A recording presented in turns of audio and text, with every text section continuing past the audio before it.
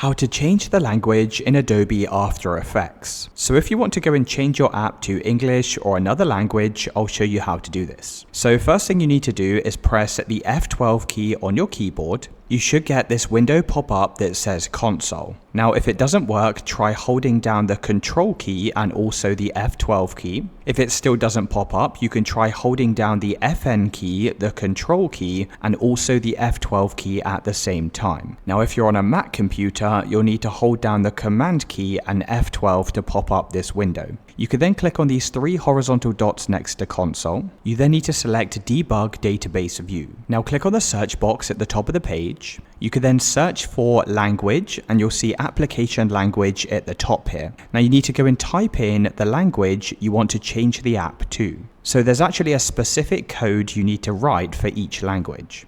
So if you open up an internet browser, in the search box type in Adobe Language Codes and then click on this top website which is Language Configuration.